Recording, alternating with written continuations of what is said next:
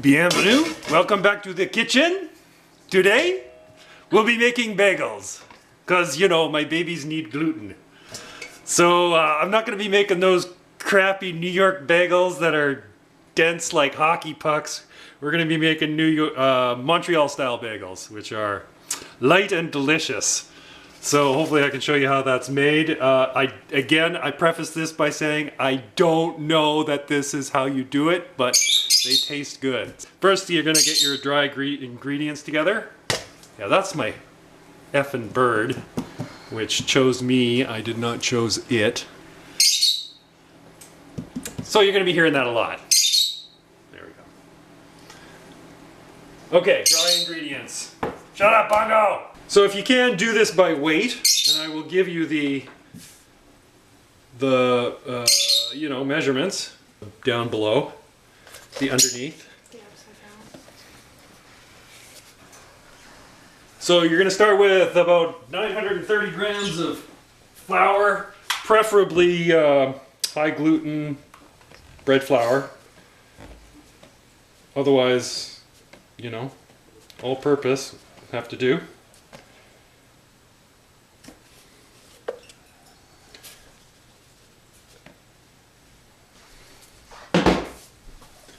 12 grams of yeast.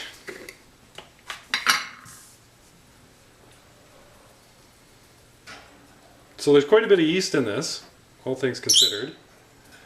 And that is because the rise time here is actually quite short. So you want to start off with a big head of yeast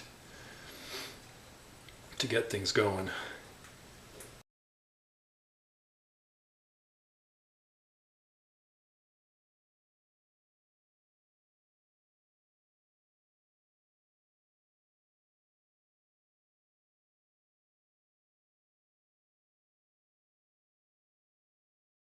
And put that aside. And then do the wet stuff.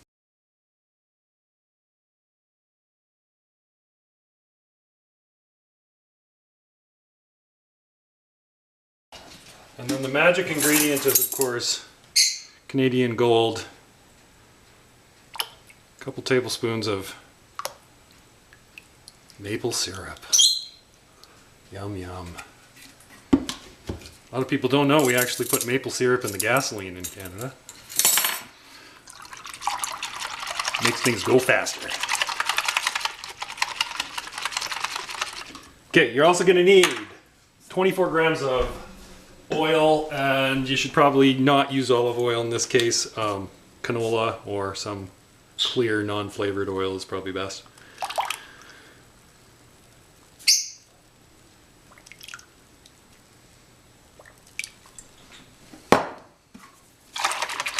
And that will just mix in there quite nicely because it emulsifies it. The egg will emulsify the oil quite nicely. All right. So the nice thing about bagels is they're quick. It's very fast to make these. Not like regular bread. Pour your wet into your dry.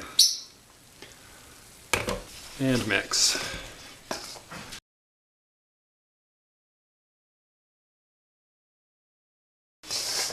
So you want something that's, you know, fairly loose. This is not a stiff dough by any means.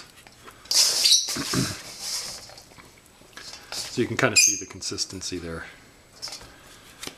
And then once that's mixed up, it needs to be kneaded. Who doesn't need to be kneaded? Everybody needs to be kneaded. Okay. So there's a couple ways of kneading. One is the traditional method where you fold and knock it down with the heel of your hand, and then there's a French method which involves like smacking the dough against the countertop. This dough is fairly wet, so kneading it with the heel of your hand tends to be problematic. So at the beginning I just like to stretch it out, pull it apart, and bring it over top. And that helps to mix all the ingredients together. Makes a nice consistency. And then as you get going, you can get going a little faster. And what we'll start to see here, hopefully, is that this stuff will start to develop some nice gluten and come together quite nicely. So,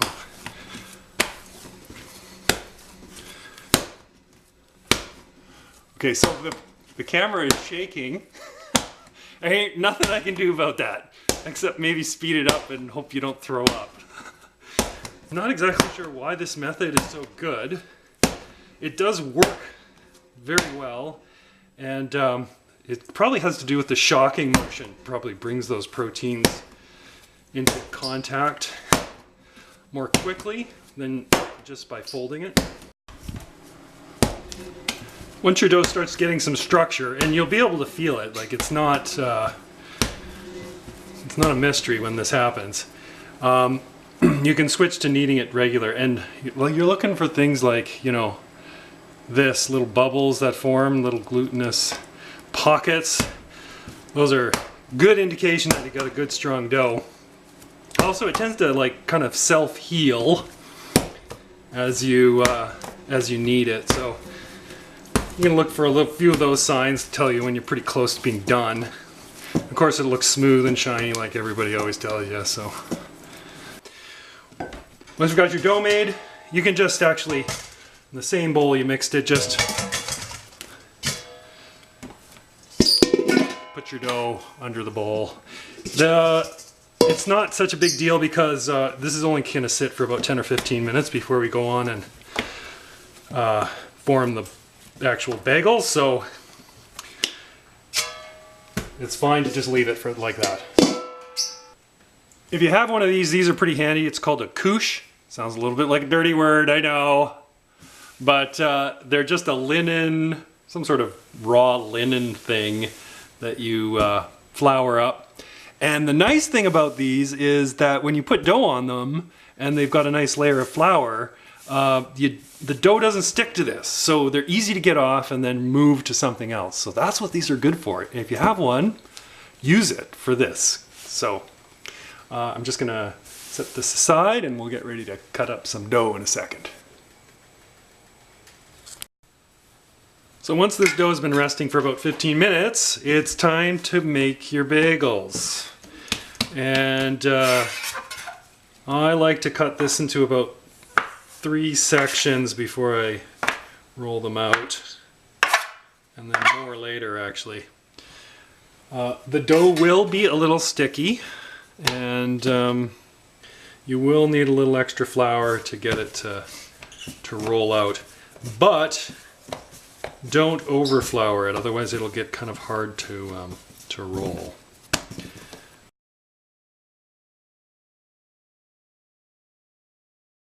Flatten it out, fold it over once, fold it into the middle, and then fold that whole business over. So that'll just give it a little bit of structure.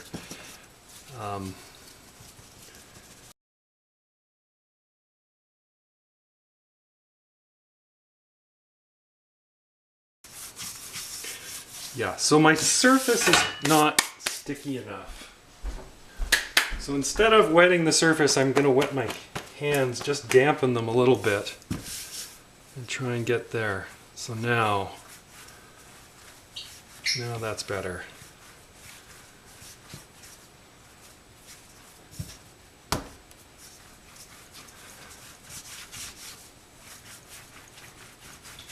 Much better. Okay, so 6, 6, and then 6 with a leftover. Now how much are these? 75. 63. A little bit of that one. And 80. Close enough.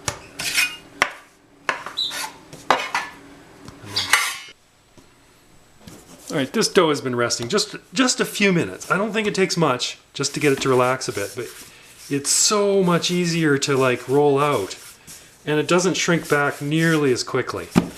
So I think that might be a good way of doing this. So roll them out halfway, do a bunch of them, and then, you know, work your way through them the second time. All right, so to form these, you will need some flour on your hands for this. You're just going to take it, fold it over, you know, a reasonable amount. You remember these ends are a little bit thinner, so, and then make sure your hands are a little bit floured, and you're just going to roll it down. And then you'll end up with a bagel. Simple as that. Okay, so this is, now we're getting closer to 12 inches.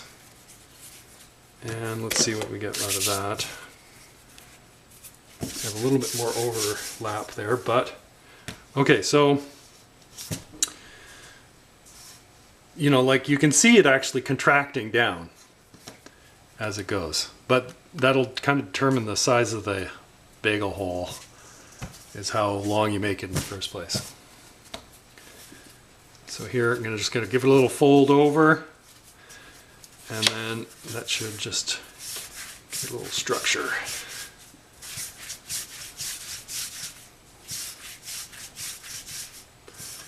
Fold over.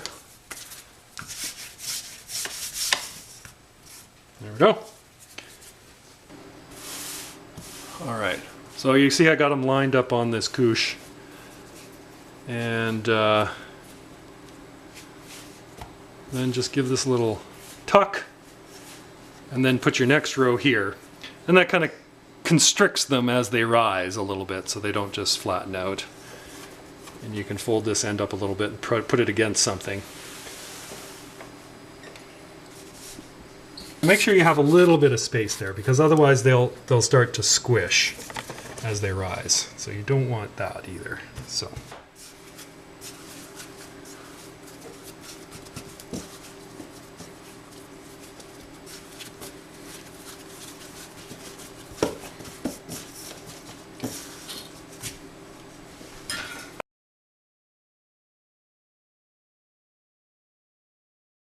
So you want a nice little boil on your water. There's 6 cups of water here, half a cup of honey. It's got a nice golden color to it. It smells delicious. And that's where your bagels are gonna go right now. So to finish up these bagels, you have to be a little half-assed organized here, because there's a series of steps that you're gonna need to do to get them into the oven. So the first thing is you gotta boil them. And then you'll put as many as you can fit comfortably in the water.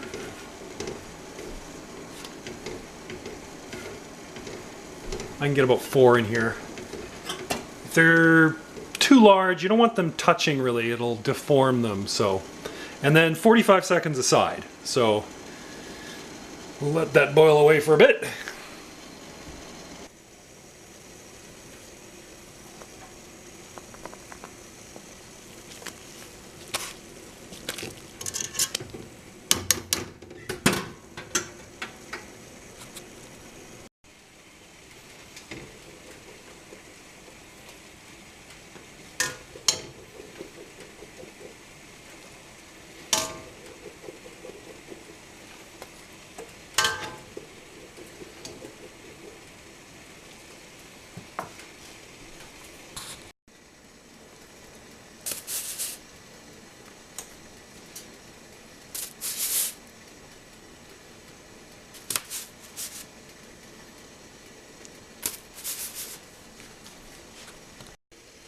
And from there, it's going into the oven. So I have a stone here, and I've coated it with a little semolina to prevent the bottoms of the bagels from sticking. And back in.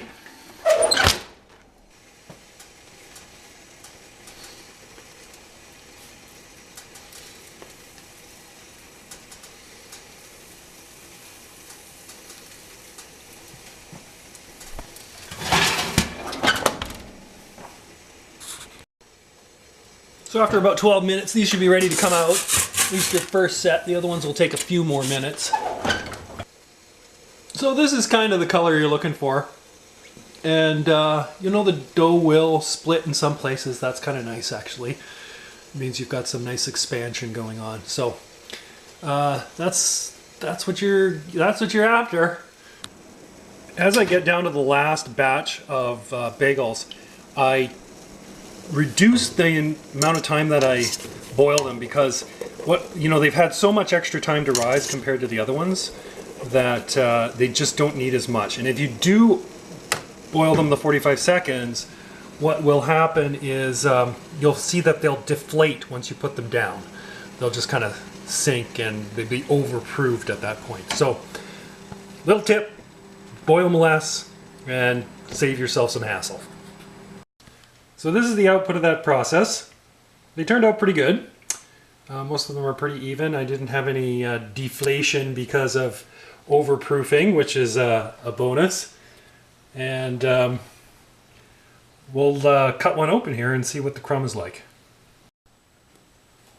So what you're going to notice right away about these bagels is they are light. They are not those heavy, dense New York hardtack kind of bagels that sit in your stomach until you void them out the other side. These are nice. These are good to eat. So let's just have a look.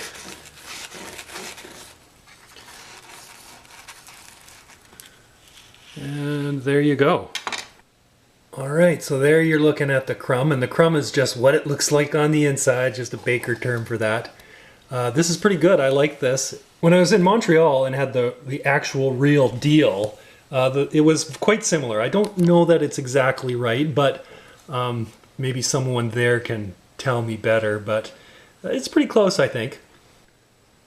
The New York bagel is pretty good if you're living in a bunker somewhere and you need some high density calories.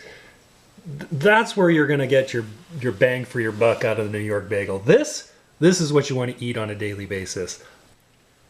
This style of bagel has like an awesome flavor to them, and they're a little bit chewy.